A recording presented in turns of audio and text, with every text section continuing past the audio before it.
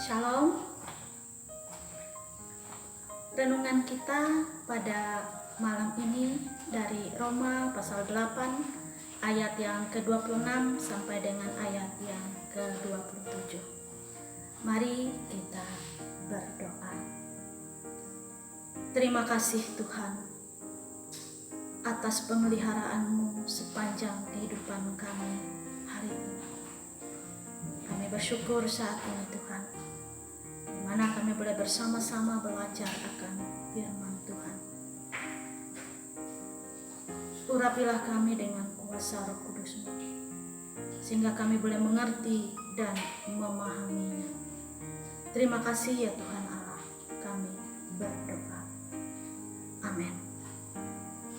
Saudara yang kekasih di dalam Tuhan Yesus Kristus, kita semua adalah orang-orang yang telah dimerdekakan oleh Kristus dari kuasa dosa.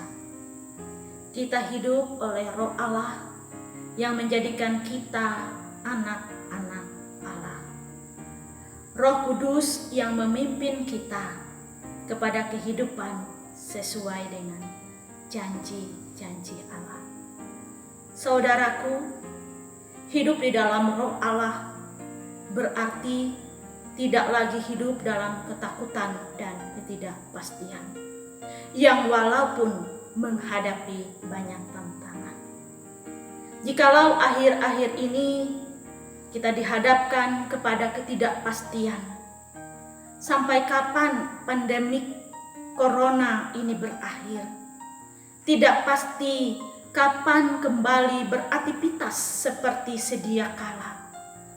Dan sebagian orang merasa tidak pasti apakah setelah Corona berakhir mereka masih bisa mendapatkan pekerjaan atau penghasilan seperti sedia kala. Banyak ketidakpastian yang harus kita hadapi. Untuk itu, kita perlu memohon pertolongan Allah melalui doa. Saudaraku, doa merupakan alat komunikasi kita kepada Allah.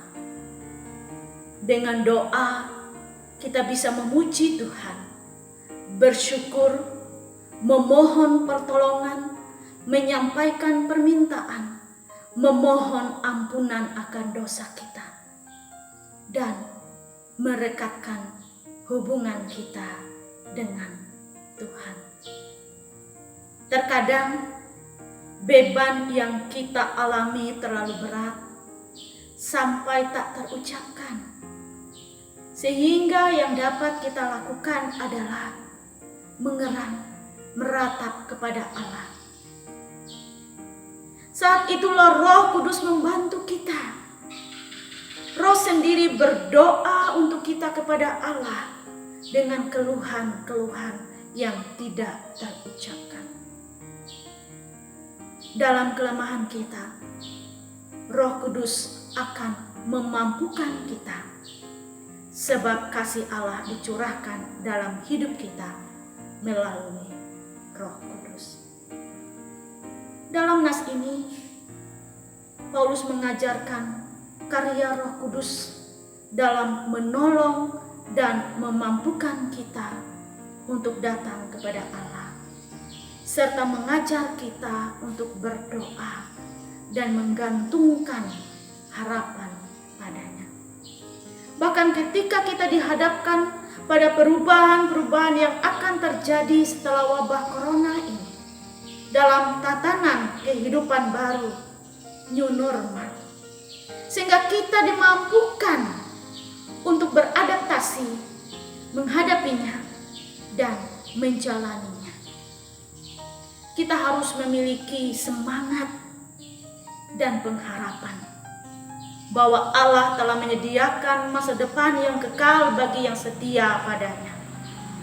Tuhan senantiasa bekerja dalam segala hal untuk mendatangkan kebaikan bagi orang yang setia dan percaya padanya. Mari kita berdoa. Terima kasih, ya Tuhan Allah. Engkau sudah memampukan kami dalam kami menjalani kehidupan ini. Dalam berbagai hal, suka duka yang kami hadapi. Kami bersyukur Tuhan, melalui kuasa Roh Kudus-Mu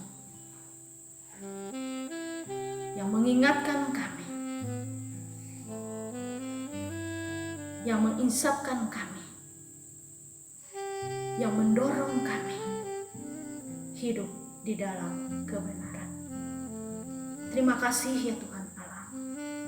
Berkatilah setiap kami untuk tetap setia kepada Tuhan dan hidup di dalam